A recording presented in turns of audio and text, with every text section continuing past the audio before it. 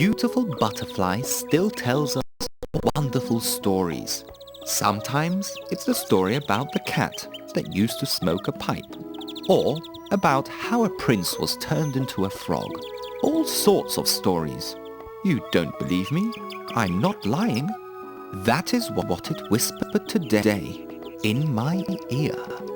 Everyone should listen, even those who doubt. Somewhere in the world there is a country. And in that country there is a city, Rushton. People are always in a hurry, and they are very busy, like hard-working bees. And when sport competitions are on, everybody goes to watch them. Cars race along the streets and planes fly through the blue sky. The city buzzes just as a beehive. Not long ago, in the suburbs of Rushton, lived a good-natured widower with his child, a beautiful young girl. One day he got married, and that is when the troubles started. His new wife was a very haughty woman, and she was lazy and selfish. She had two daughters of her own, and they were both very plain and wore gaudy makeup on their faces. They were quite horrible. The young girl was much prettier and cleverer than her stepsisters. This made the stepmother hate her with all her heart. For punishment, she kept the young girl busy by giving her lots of work to do in the house. Soon, the poor young girl was covered in dirt and grime because she never had any spare time to wash her face or even to take a bath during the day. That was why they called her Cinderella, because her face was covered in soot from the cold cinders in the fireplace.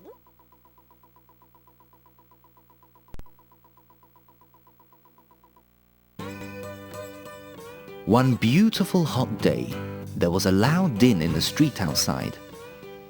It was the prince's messenger who had come to announce to the whole city some wonderful news. Listen. Prince Rushton invites all citizens to attend the royal ball tonight. Cinderella's household almost boiled over from the preparations for the ball. The vain sisters bustled about like crazy. They tried on dresses, curled their hair, covered the spots with powder, but for all that, they still looked like frights in dresses. Poor Cinderella spent the whole day running back and forth, waiting on the conceited girls. And when evening came in, the stepmother and her daughters climbed into the hire car and went to the princess's castle, leaving at home an unhappy and exhausted Cinderella, all alone. Then, suddenly, a distinguished lady appeared before Cinderella. She had a gentle, beautiful face and charming smile. It was her wonderful fairy godmother, Angela. I know what you want, my dear child. You would like to go to the ball tonight at the castle. But I don't have a nice dress, cried Cinderella.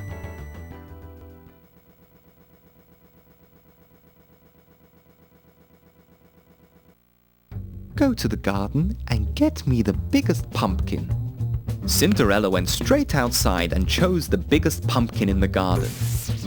The godmother used her magic wand and turned the pumpkin into a smart carriage, and then used it again to turn Cinderella's dirty old clothes into an elegant ball gown. Remember to come back home before midnight. When the clock strikes midnight, all of my magic will disappear. Cinderella climbed into the elegant carriage. and moments later arrived at the palace's doors. She walked timidly up the huge stairs and stepped into the bright ballroom. All the guests immediately turned and looked at her, charmed by her beauty. Cinderella froze from delight.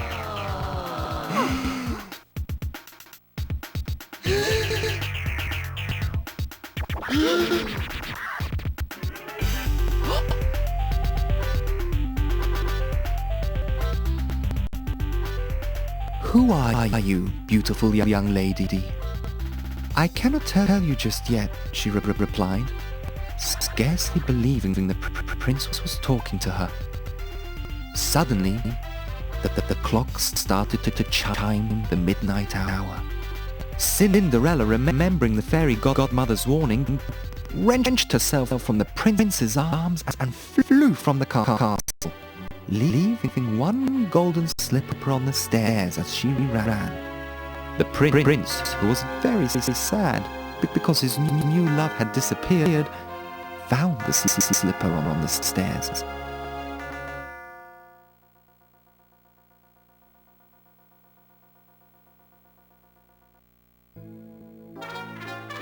The next morning, the sound of royal trumpets woke the whole city as the prince set out on his search for the mysterious beauty. His messenger knocked on all the doors of the city and said to the women inside, Good morning, madam. Could you try on this gold slipper? Unfortunately, the gold slipper was either too large, or too small, or too narrow, or too broad for any of the women's feet. That evening, the exhausted messenger knocked at the door where Cinderella lived.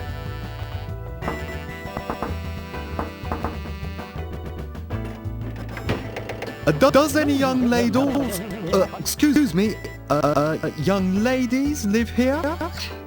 Of course, the big fat feet of the two stepdaughters did not fit the golden slipper.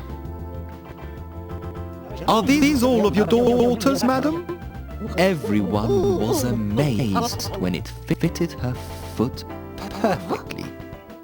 At that same moment, Cinderella magically turned back into the princess, and the happy prince immediately asked her to marry him. Less than 3 weeks later, a great wedding was held in the castle, and the whole of Rushton threw a gigantic party. The streets suddenly became empty. The people stopped being in a hurry, and the skyscrapers seemed to smile in the sun.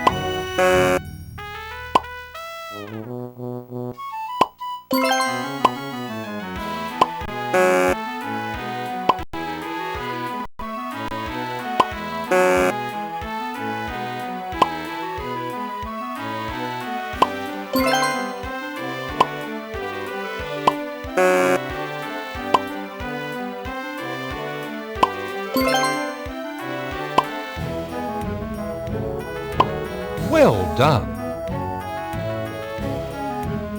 Back to menu.